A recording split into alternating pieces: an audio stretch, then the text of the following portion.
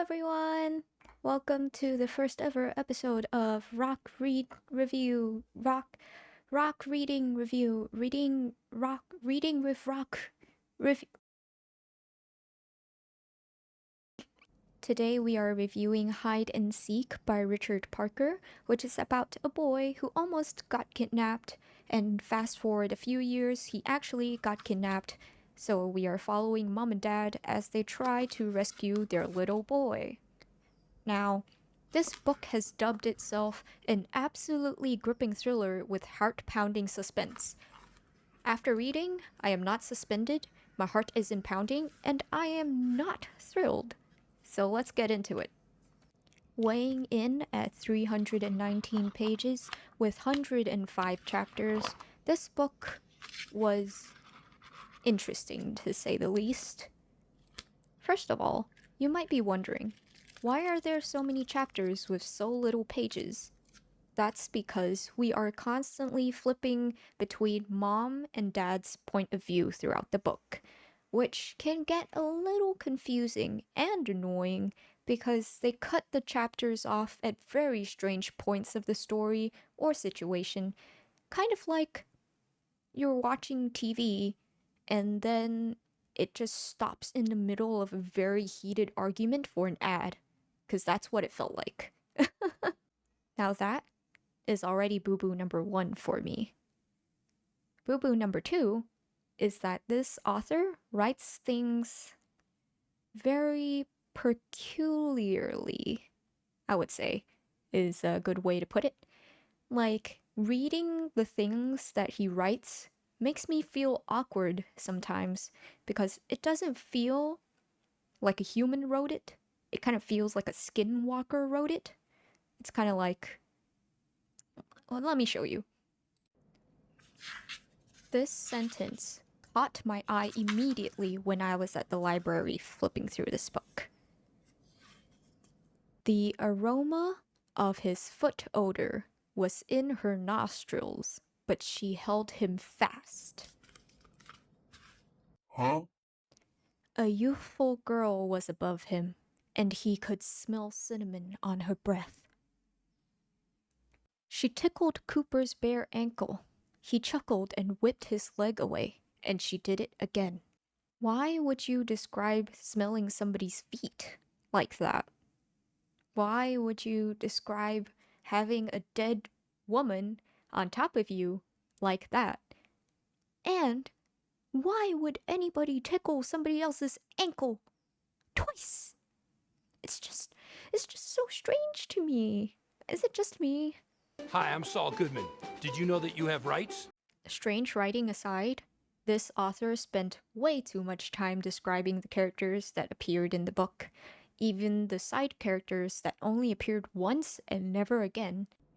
For example, an overweight middle-aged man in a canary yellow baseball cap sitting on his own on one of the plastic box seats caught her eye. Now, he sounds like he'd be an integral character in the story, right? No. She didn't even pursue him even though he caught her eye. She didn't do anything about it because he is just a random old man who was in the same park as her. This one's for a recurring character of the book who also didn't actually do much.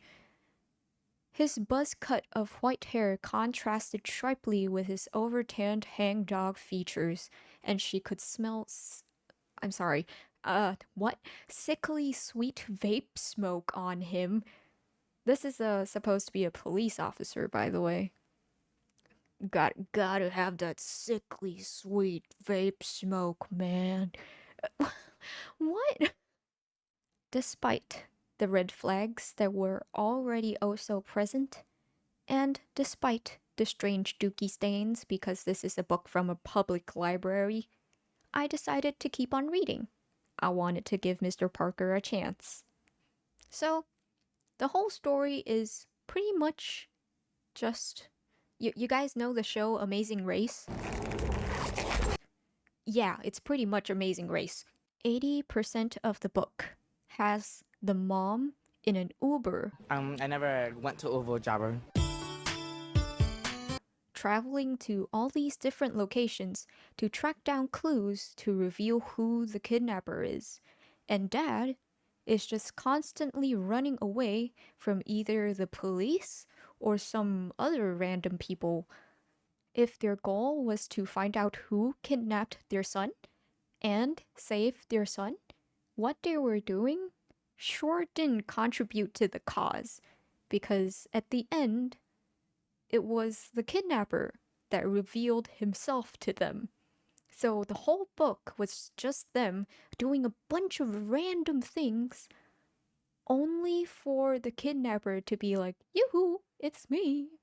At some point during the quote final showdown, a mysterious gunman appears, and I can't for the life of me figure out who he is because they don't tell you in the book. They don't. He just appears. Maybe I'm just too dumb to infer who he is, but with all the effort that the author puts into describing characters, I'm surprised that all he said for this man was that he was holding a handgun and wearing a leather coat. Who the hell is this guy? He really just felt like a convenient way to end the story because he came in and the end. Wait, I don't think I can say that. That's kind of spoilers. I'll bleep it out later when I'm editing. Overall, this book was confusing and frustrating to read, and it definitely left me yearning for something more. It wasn't the thriller and suspense that I had in mind, so I was kind of left feeling eh after reading. But I do appreciate the fact that the author tried to do something with the different perspectives. It was kind of fresh and new, something different from the usual kidnapped child trope in books. That being said, I am rating this book 2.5 rocks out of 5. I would not recommend this to my friends. I would not read this book again. And I would recommend, if you are interested in checking it out, to borrow it from your local library and save yourself a few dollars. Actually, hold on, let me check how much is this book.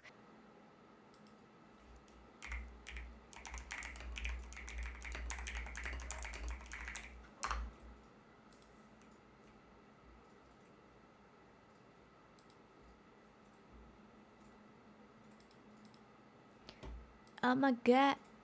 This book retails at about $11 on Amazon with a 3.9-star review from 870 people. Well, if you ever feel also compelled to read this book, or maybe you already have, come and join my Discord server's book club, and we can discuss about it. Discuss about it? Discuss it? Talk about it. We can talk about it. Hey, we can talk about it. Thank you so much for watching, and I hope to see you in the next video. Bye bye. Your gun doesn't have any currency here. No currency here?